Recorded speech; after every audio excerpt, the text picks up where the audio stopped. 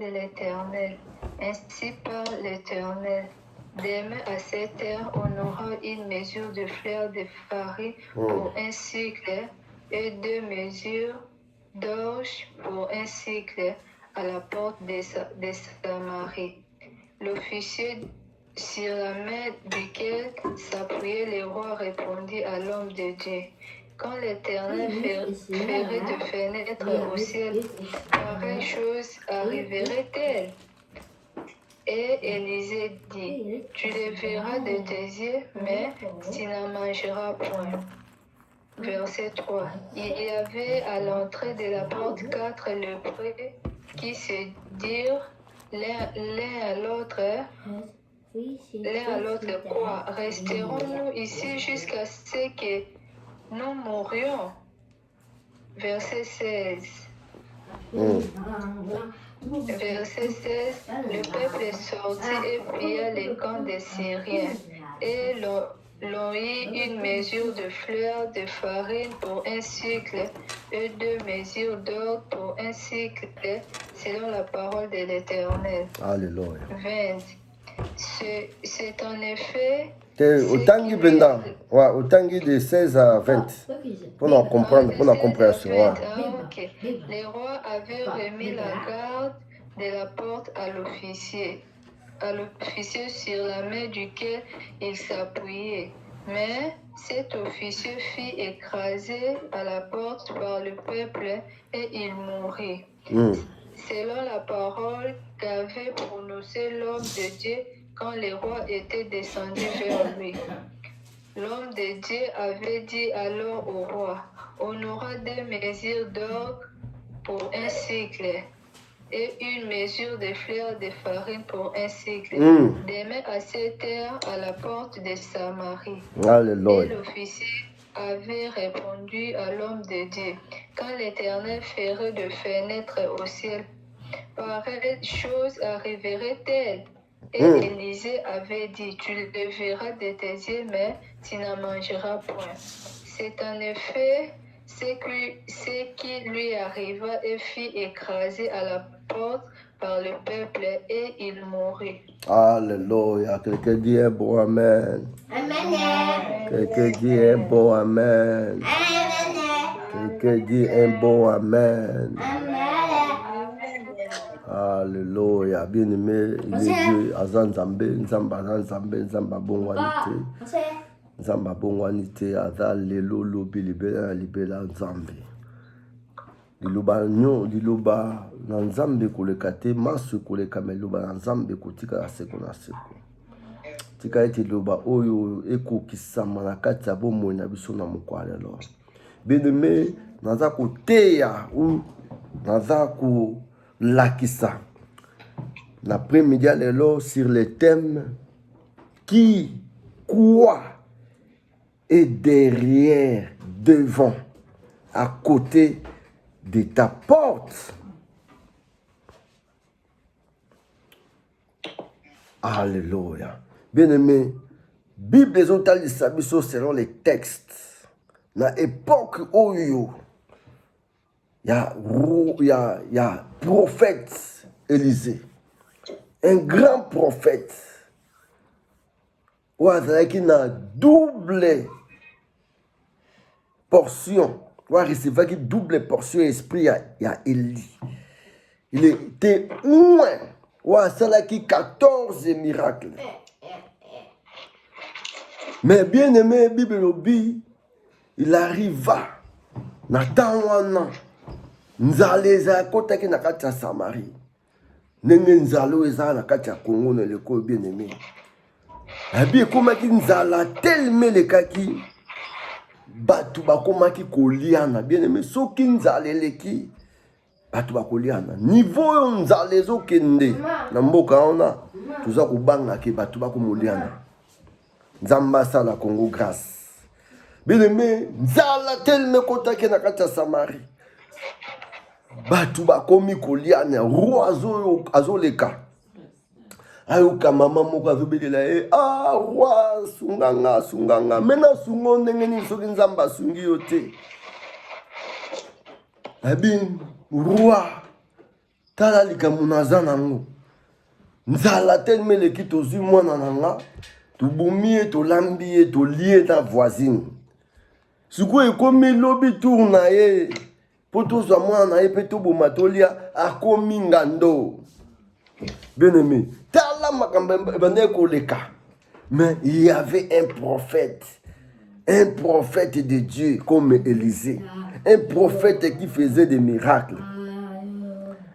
Nakacha Samarie, bien-aimé. Alléluia. Bien-aimé, présence il y a prophète. Pourquoi dans la présence il y a mutu na nzambe, na mboka, na famille, tout quelque part. Mais cela ne veut pas dire que il y a un problème que vous allez.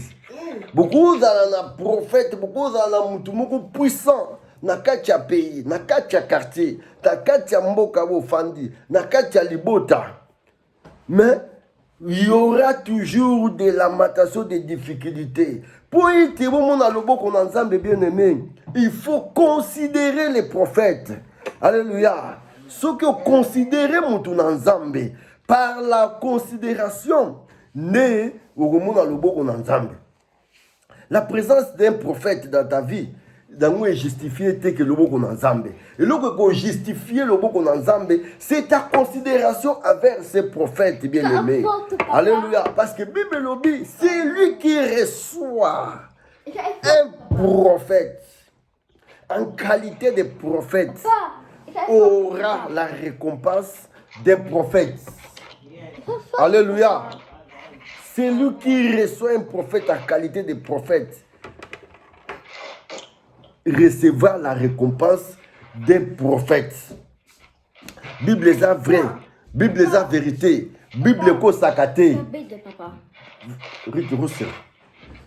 est sakate. Bible est vrai. Mais si tu reçois un prophète en qualité d'un ami, ou d'un cousin, ou d'une famille, bien-aimé, et l'okomoko et qu'on s'est passé exaté. Alléluia. Même matin mutu na nzambe wana azali puissant. Même matin mutu azab mutu ase kusakabatu. Eza Jésus pe n'époque na ye. Eza na ba place muso ke alekaki. Donc considération ezalaki te a miracle salamaki te parce que le miracle dépend de l'atmosphère. Nenge boza kozwa mutu na nzambe nenge pe nzamba kosala. Parce que c'est Dieu qui opère des miracles. Dieu utilise seulement les hommes. Nzamba itizaka abatu. Nzamba kotize batu. Mais mutu a kosala ki miracle salema. Ezande nzambe. Prophète a ko prophétiser. Nde ko toucher siko patron pour être engagé dans musala. Prophète a ko prophétiser. Nde ko sala été au quotidien ici au quotidien demande na yo et va recevoir à partir de la parole ou ebimi na prophète. Donc c'est Dieu qui fait. Mais le prophète parle, mais la prophétie va toucher et l'oko oyo sala pour être ekokisama et toucher mutoyo oya simbi loko ke yo vous avez besoin pour ekokisama. Mais cela dépend de toi. Cela dépend maintenant de la personne où elle va recevoir prophétie. Bien aimé, roi Alingaka Boma Élisée. Pour mon Nzalabi, mais comment? Il y a un prophète dans les coins. Il y a un prophète dans les milieux qui fait aussi des miracles. Azako Sekou Sabat. Mais tu comme un niveau qui est comme Liana. Alina Boma Élisée. Alléluia. Mais bien aimé, Elisa Télémaki. Elisa Télémé, Elisa Sakoli, bien aimé. Elisa Lobi. Alobi donc dans 24 heures. Dans 24 heures, nous allons à quoi? Et qu'aussi là, beaucoup lia lokola, nan boliate. Beaucoup lia lokola, nan boliate. Mais bien aimé, Bible dit qu'il y avait un officier. Et dans un soldat garde, mon quoi, dans la garde, il y a roi. Donc, oyo qui a qui garde, il y a côté dans la porte. Bien aimé, il y a téléméli les sakoli. Il y a Élisée. abi ata kutu batie ba fenêtre na likolo na mapata. Pareille chose, jamais kokokisama. Bien aimé, yango place siko thème na biso ebimi. Qui est derrière? Quoi? Qui est derrière, devant, à côté de ta porte?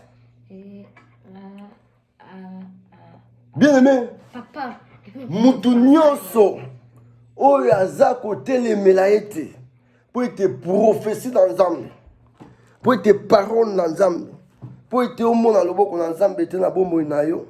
Bien aimé, na premier alors, selon cette parole, selon ce message, mutu ezala sorcier, ezala féticheur, ezala nanga, ezala magicien, ezala occultiste, ezala musongolo pakala ya monde à ténèbres.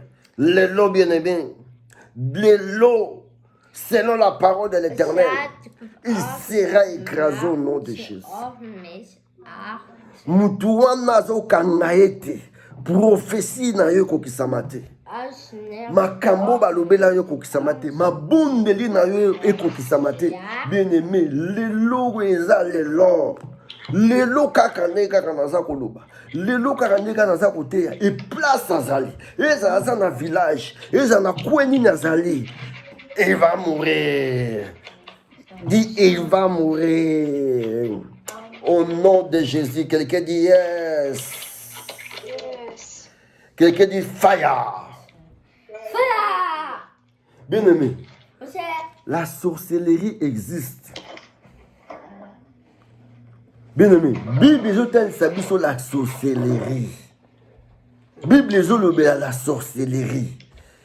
Bien aimé, eza histoire te poto neti ba mususu baza koloba balobaka oh non, on est Ancien Testament, siko tokomi na sacerdoce royal, makambo akala eza ya makambo akala, eza ba l'ombre des choses à venir. Bien aimé, Nzamba benga yo ya serviteur et serviteur, Nzamba benga yo apesa yo message nini Nzamba apesa yo.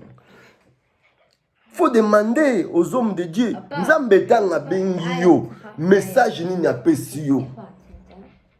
Soki Nzamba bengi yo muso akoloba Nzamba benga apesi ngai message ya te ya kaka repentance na te ya kaka lisumu.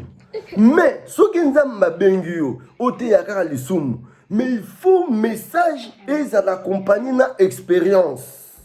Est-ce que au le cas lokola Joseph on a ndako Potifera, moi ça landier akimi, est-ce que batindela yo moi si akwesa yo olonga lisumu wana olonga okwesa mato ozo expérience wana. C'est ça bien aimé, parce que soki Nzamba pesi yo message, il faut oser la témoin, il faut oser la témoin, oser une expérience ya message wana.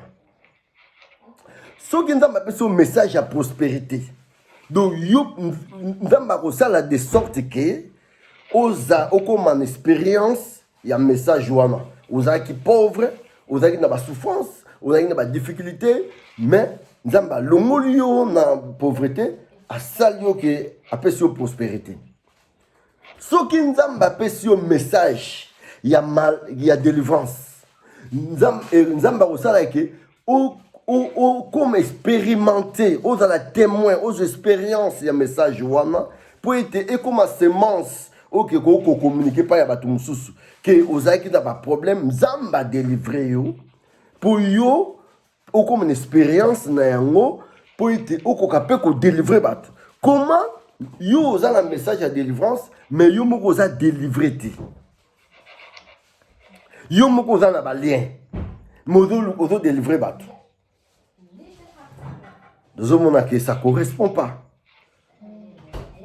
Oh non, biso maïté, biso ouilité, on est allé sacerdoce lévitique, c'est quoi tout ça, sacerdoce royal, ouilité, le bas yo, ça les là, yo, ça non, sacerdoce royal, ça na yo, mais, et ça Bible, biso tu consales la maï, tu consales la huile, tu consales la mouingwa, selon l'esprit.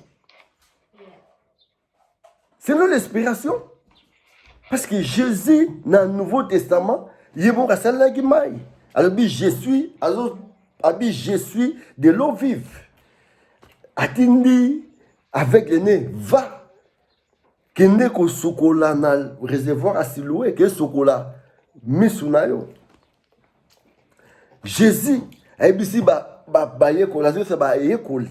Abibo kende bo remplir ba criche na mino d'huile. Bo kende oindre les malades. Na Jacques, abiki bo oindre ba tuba huile. Ce qui est au salé là, non, où il était, ce qui est au salé non été, c'est ton problème. Mais nous au salé, on pense que ça va pratique biblique. Quelqu'un dit un bon amen. Amen. Quelqu'un dit un bon amen. Bien aimé, apôtre Paul a parlé de son sorcellerie. Sur total, il a Galates 3, verset 1.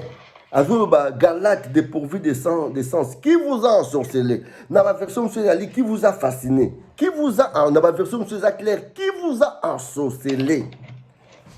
Dans Galate 3, à partir du premier verset, qui vous a ensorcelé? Donc, apôtre Paul, tala mutu le apôtre Paul, aza mutu où il y a les ponts entre Ancien Testament et Nouveau Testament.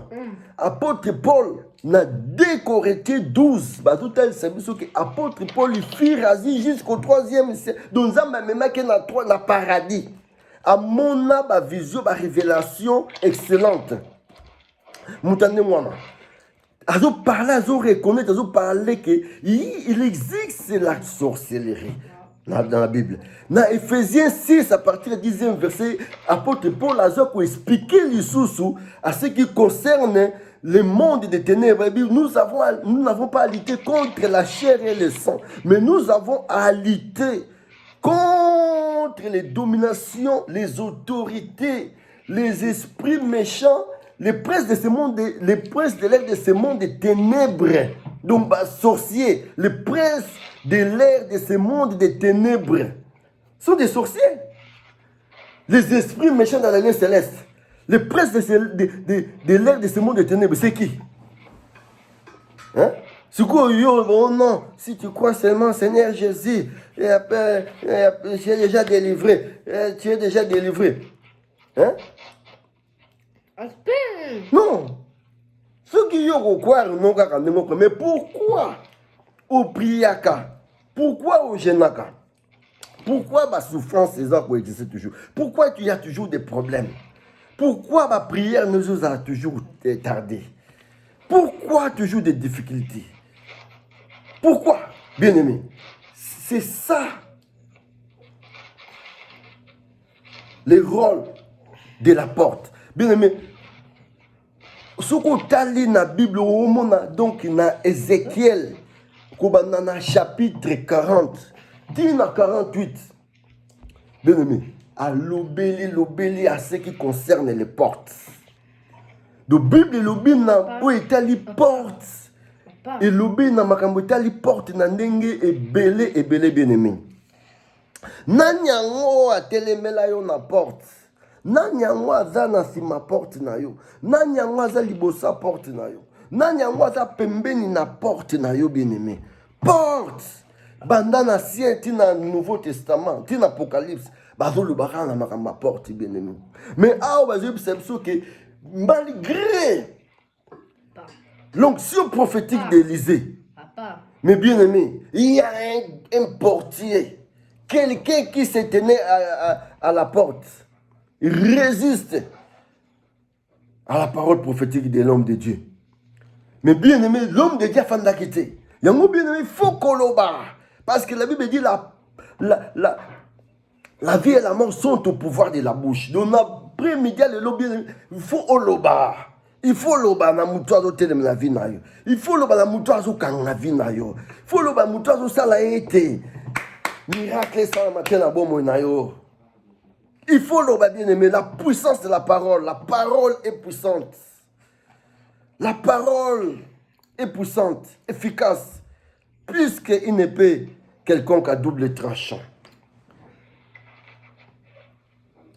Elisa comprend que esprit à sorcellerie. Moutou a doté la parole à connaissance. A doté ma parole à connaissance et Kouksamate. A télémélé Elisa lobi au comment na prophétie ou yo parole kokokisama. Au comment nango mais oko liati. Oko vivre en oti. Oko liati. Le gozo télémélé nga. Le gozo télémélé la vie nanga. Le gozo télémélé la ministère nanga. Bien-aimé. Oko monango mais oko vivre en oti. Bien-aimé. Nani yango a télémélé la ka. Azana porte. Ou azo kangama pamboli na yo.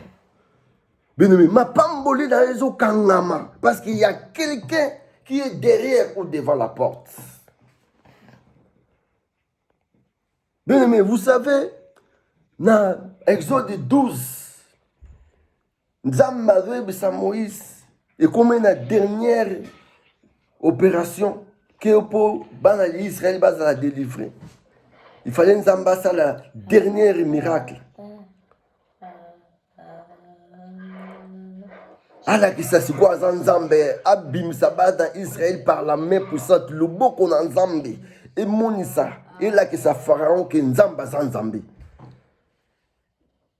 Nzamba yebisa Moïse, yebisa bana Israël, beau zwa makila, beau pakola, na ma porte na bino. Beau pakola na ma porte. Tant ange, il y a destructeur à Kouya, à Kouleka, le côté où on a maquillé la porte, à Kouleka, bien aimé, porte. Il y a mon paille à Makambo. Nani a télémélé libo sa porte. Nani a ça c'est ma porte. Nani a ça pembe na porte, bien aimé. Uzomona. Ozwaka zem. Mais ce qui a zem c'est formé par zem et bimi. C'est question de la porte. Tant que zo kota kaka na porte, ou ya derrière la porte, azuyango. Ba moko senye. Ozomona ba situation na yo e umeli.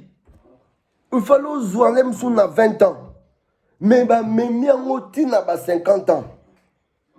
Pourquoi? Parce qu'il y a quelqu'un ou quelque chose qui est derrière, devant ou à côté de ta porte. Bien aimé, un portier spirituel, son rôle, c'est d'arrêter. Donc, portier spirituel azawana ou azosala que a influencé kanga bénédiction na yo okukuzwa ngote ekukukota na porte te soka azana liboso aza obstacle soka azana sima omona ke osimbi mbongo mais omona kaka mbongo ekei omona ke osimbi ozwaka zemi ozwi ekoti mais si vous avez zemi ebimi omona ozwi bana mais bana okufela kaka omona ozwi musala mais lobi musala balongolaka yo kaka. Bien aimé, il y a des personnes ou des animaux au baza derrière ou devant baza na pona ko dévorer ou bien pona ko attaquer ou bien pona ko empêcher bénédiction na yo. C'est ça le rôle des portiers. Bien aimé bike nzamba fongoli ngai misu na message oyo fana te un message mususu mais ils ont eloko moko passé ngai na vivre ngo Saint-Esprit fongoli ngai misu ke na te assure à ce qui concerne qui quoi est derrière devant à côté de ta porte. Bien aimé, naba 4 heures. Neka lusaka musala. Na combien côté bonko. Lusaka musala kaka ya ba poste banini na ba butu wana. Ebi ke bien aimé, oh, na comment na veni moko boye. Il va que 4 heures du matin, suko ba 4h30, ils ont grand molili hein. Pour suko tout ça na été, ils ont grand molili. Bien aimé na mona na ndako moko porte za ya kufungwama. Mais boîte aux lettres ils ont libanda. Mais tiki porte ko fungwama, molili suko. To na pusani kaka noka. Wu mbwa gangi. Mais tala kuna na mona suko porte na ya ndako ils ont kufungwama. Tant mbwa gangi na zo kaka poste boy. Ah, bien aimé. Imagine-toi si on a rien à vélo. Na mona kaka donc chien berger. Aïe, bima wou, donc azo ilanga siko ilulu, donc azo kwa takenga. Donc na pimbala moko do na mulili wana, na moni loko moka gaillard. Et bimi mbala moko zo ya direction nanga. Donc na moi panique wana, mbala moko na vélo pa na bendani mbala moko na gagi. Oh Dieu, la bêtise siko crie. T'as la bêtise. Oh Dieu. Donc, à l'andinga, t'as chien berger allemand bien aimé, bien éduqué pour notre attaque. Maman, tu as dit, oh Dieu, Jesus. Malamour donc, et ça, moi, 200 mètres, Maman, tu as télém, à Zongi, à qui c'est dans Sukoyo, dans les bossos, il y a Ndakwa. Sukoyo, donc, place où Sukoyo est Souka. Donc il faut contourner pour qu'il y ait des faux zones à Karanzela. Na pe esprit kaka. Na quelques deux maisons sous le bosoana. Na bi non de Jésus. Na ba siko kuluba nom de Jésus. Oh Dieu, rends les semblables de siko na bandi kuluba. Na ndi siko kuluba siko na beta siko psaume 83. Oh Dieu, rends les semblables au tourbillon, au chaume qui apporte les vents, au feu qui brille la fouille, à la flamme qui embrase les monts. Poursuis-les ainsi des temps tapés, fais-les trembler par ton ouragan, couvre l'air face l'ignominie. Ah! Mbalamon a le cas donc moi atira la kaka. Atira la kaka qui dit bah autant y'a kaka. Autant y'a kaka, na le cas. La kenda. T'en as qui? On a dit ah, c'est une question de porte. Donc il y a quelqu'un qui est derrière la porte ou devant la porte. Son rôle pour attaquer ta bénédiction ou absorber. Donc il y a deux rôles. Attaquer ta bénédiction, dévorer ta bénédiction. Monsieur les alliés pour quoi valer bénédiction, aux bénédiction. Et à un moment, on a battu Moussou à une bénédiction, à Pambolami. À régner. Quelques temps ou quelques années, nous avons Moutouana, bénédiction qui a commis pauvre. Parce qu'il y avait toujours quelqu'un qui est derrière, à côté de lui. On a pour quoi avaler. Aux yeux nayo me ba avaler. Aux oreilles nayo bazemi kindara kaka. Donc ils ont un animal féroce moko, soit moi, soit serpent, soit animal quelconque féroce. On a pour dévorer. On a pour avaler. On a pour attaquer. Bénédiction na nimbo ya attaquer au monde kaka non aux wakate. Ba pesi au retard na vie bien aimé. Ba tio que moli mon retard. Donc rola ya porter les alliés pour na ko retarder prophétie comme dans ces temps. Dans cette époque d'Élisée, Élisée un grand prophète a prononcé parole de l'Éternel, a prononcé pour tes paroles kokisama. Mboke longwa nanzala. Famille n'est longue, mais le portier s'est levé contre la prophétie. Pour te mboke zaka nanzala. Batu bali anakaka. Abi eloko boy jamais koko sama. Donc ba portier bazali tozana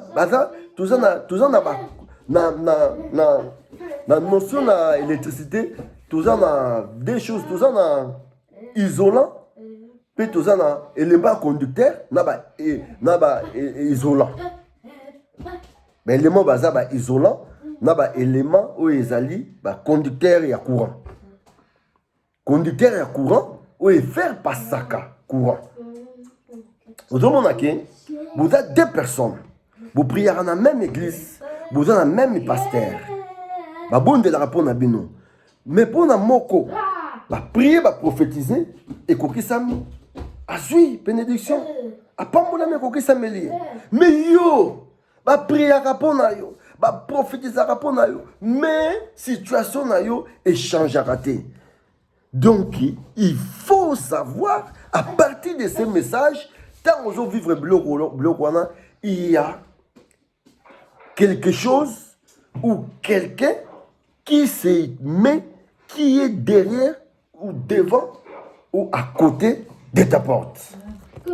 Merci, papa. Merci, oh. Merci. Alléluia. Donc, rôle, il y a portier. Donc, azana pour empêcher que on recevoir soit tu recevoir mais avaler en botolia.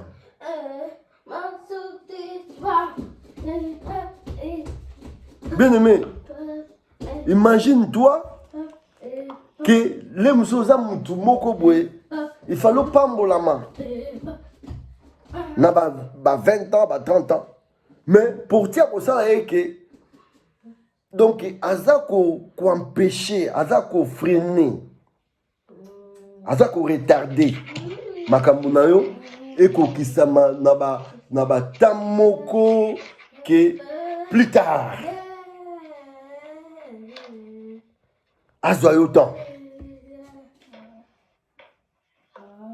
Vous comprenez? Parce que bien aimé, il faut tout ébaquer. Que la vie n'a pas de retard. Oui, la vie n'a pas de retard, mais vie est en retard. Vie est en retard. Imagine 3 ans à 50 ans. Bon, nous n'avons pas mboulé au boti moine, mais c'est que les gens comme on a âge mon boyer. Paf, moi les gens à mouké, ils ont souté. Vous comprenez? Vu non pambola minayo, mais les accords en retard. Imagine-toi, bon, il fallait oser les moussous, n'a 50 ans, n'a 30 ans, 40 ans, les secondes, les moussous n'a 60 ans. Vous avez ma cassité à Moussala. Vous avez ma casse à Moussala. Vous avez ma casse à Moussala, n'a 60 ans, 62 ans, aux 3 ans après, pour passion. Vous comprenez? Donc, c'est ça les rôles des isolants spirituels. Donc, les portiers, on les appelle les isolants spirituels. Donc, c'est question de la porte. La porte, nani aza na porte nayo. Et l'autre, nani aza na porte, il faut analyser, il faut discerner, il faut comprendre au travers de ces messages que porte nayo, il faut la blinder. Il y a un moment, Jésus-Christ a péci exemple belé à na porte. Dans Jean 10, a dit que je suis la porte de la bergerie. Il faut entrer par moi et sortir par moi. Ce qui au leki na porte où Jésus a sa porte était au matimir a béni ba voleur, ba mercenaire. J'ai vu dans Apocalypse 3, verset 20. À l'objet, je me tiens à la porte et je frappe. Celui qui ouvre, j'entrerai. Et pas na table, na table. Bien aimé, histoire révélée les cas na niveau ya porte. ezalaki na Jean 5